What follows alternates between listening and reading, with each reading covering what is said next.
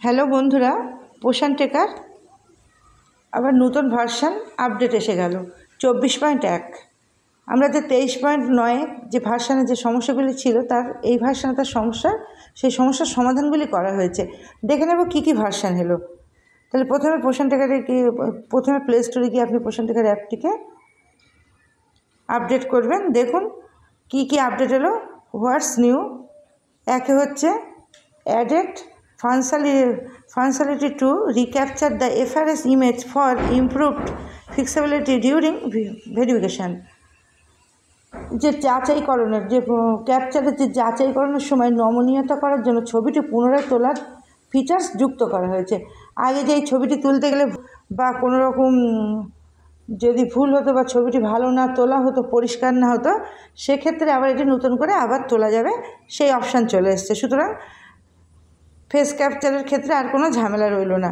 2, stimulant the EKYC process by removing the essential DigiLocker screen. প্রথমে যে ডিজিলকারটি সামনে আসছিল সেই স্ক্রিন থেকে সেটি সরিয়ে দেওয়া হয়েছে, EKYC প্রক্রিয়াটি আরও সহজ করা হয়েছে। প্রথমে যে ক্যাপচারটি দিতে হতো সেগুলোর ক্ষেত্রে অনেক সমস্যা হচ্ছিল, সেগুলো তুলে দেওয়া, শুধু আধার নাম্বার দিয়ে তারপরেই কিন্তু আপনার ওটিপিটা দেওয়া যাচ্ছে, অনেক সহজ করে দেওয়া হয়েছে।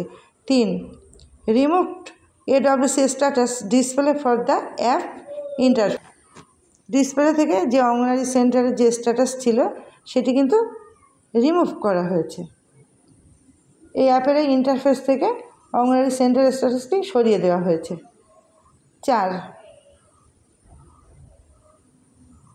Various minor bug fixes the performance improvements. বিভিন্ন ছোটোখাটো বাগ সংশোধন ও পারফরমেন্সটি গতিশীলতা বাড়িয়ে আরও উন্নত করা হয়েছে। যে ছোটোখাটো সমস্যাগুলো হচ্ছিল সেগুলো কিন্তু সমস্যার সমাধান করা হয়েছে। তাহলে আমরা দেখে নেব যে এই নতুন ভার্সানে EKYC এবং ফেস ক্যাপচারে ঠিকঠাক কিভাবে হচ্ছে। তাহলে আমরা সঙ্গে থাকুন, দেখে নিন এই ভিডিওতে। তাহলে আমরা প্রথমে অ্যাপটিকে আপডেট করব। দেখুন অ্যাপটি আপডেট করে নিলাম।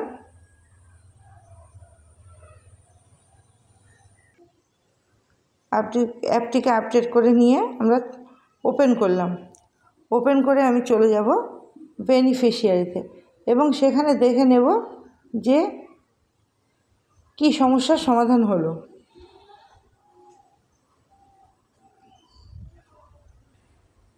দেখুন আমি চলে এলাম বেনিফিশিয়ারিতে, সেখানে আমি দেখে নিচ্ছি। আগে দেখুন এখানে কেবলমাত্র যাচ্ছিল যে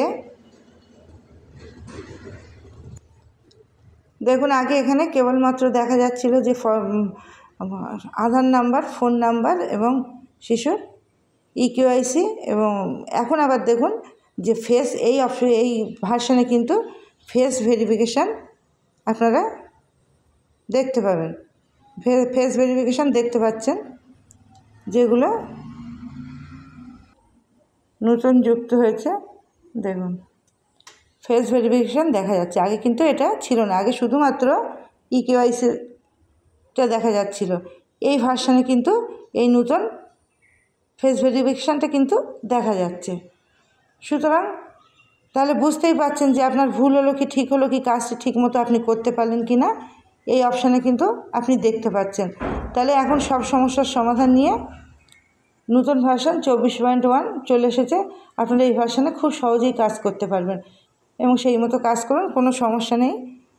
তাহলে আজকে ভিডিওটি ছিল এই পর্যন্ত। যদি আপনাদের ভালো লাগে আমার চ্যানেলটিকে সাবস্ক্রাইব করে পাশে থাকুন।